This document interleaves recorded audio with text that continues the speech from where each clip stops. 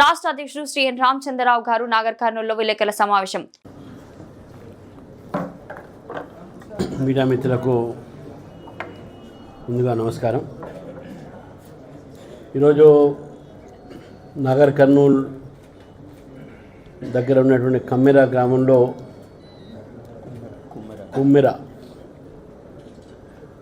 కుమ్మెర గ్రామంలో జరిగినటువంటి ఒక విషాద ఘటన, ఒక చిన్నారి మృతి చెందడము, ఆ చిన్నారి తల్లిదండ్రులు గణేష్ మోనిక వారిపై అత్యాచారం జరగడం అనేది మనందరం కూడా ప్రసార సాధన ద్వారా చూసాం. మనం ఇటువంటి సంఘటనలు జరిగిన వెంటనే ఎవరైతే దోషులు ఉంటారో వాళ్ళ మీద పోలీసుల ఒక చర్య ఉండాల్సినటువంటి అవసరం ఉన్నది.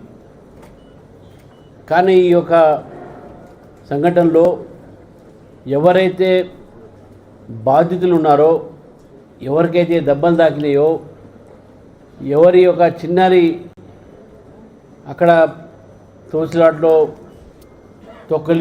తొక్కులాట్లో బాగా గాయాలై హాస్పిటల్ తీసుకుపోయినటువంటి ఒక నేపథ్యంలో వారిపైన కేసులు పెట్టడం జరిగింది. వారిచ్చిన ఫిర్యాదుని పక్కా పెట్టడం జరిగింది. ఇది ఇంతకన్నా ఒక పోలీసుల నిర్లక్ష్యం అయితేంది, చట్టాన్ని ఉల్లంఘించడం అయితే ఇంతకన్నా వేరే ఒక సంఘటన ఉండదు.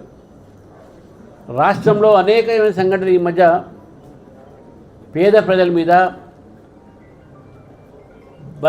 బలహీన వర్గాలపైన మనం ఈరోజు చూస్తూ ఉన్నాం. నేను ఎందుకు ఈ మాట అంటున్నానంటే, ఈ మధ్య కోదాడలో కూడా రాజేష్ అనేటటువంటి ఒక దళిత యువత, అతన్ని పోలీసు ఒక అట్రాసిటీలో చనిపోవడం జరిగింది. రిమాండ్ అయిన తర్వాత కూడా నేను కూడా వెళ్ళడం జరిగింది అక్కడికి. దాని తర్వాత ఈ మధ్య కాలంలో కొన్ని మా దృష్టికి వచ్చినటువంటి అనేక ఒక జిల్లాల నుంచి కూడా పోలీసులు ఒక ఏదైతే అరాచకాలు అయితే ఉన్నాయో, రైతుల మీద అయితే విద్యార్థుల మీద అయితే మనకు కనబడ్డాయి.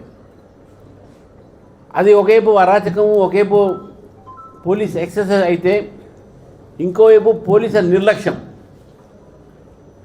ఈరోజు మన రాష్ట్రానికి హోమ్ మినిస్టర్ ఎవరైనా ముఖ్యమంత్రి గారే హోమ్ మినిస్టర్.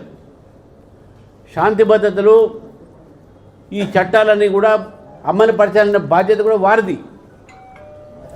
ఏ ఒక ముఖ్యమంత్రి దగ్గర హోమ్ మినిస్టర్ బాధ్యత ఉన్నదో వారి ఒక జిల్లాలోనే, అది ఉమ్మడి జిల్లా కావచ్చు, వారి ఇప్పుడు ఉన్న జిల్లా కూడా కావచ్చు, ఆ జిల్లాలోనే జరిగినటువంటి సంఘటన పైన ఇంతవరకు ముఖ్యమంత్రి కానీ, ముఖ్యమంత్రి కార్యాలయం కానీ, లేకుంటే వారి పార్టీ సంబంధించినటువంటి ఒక పెద్దలు కానీ ఎవరు కూడా స్పందించలేదు.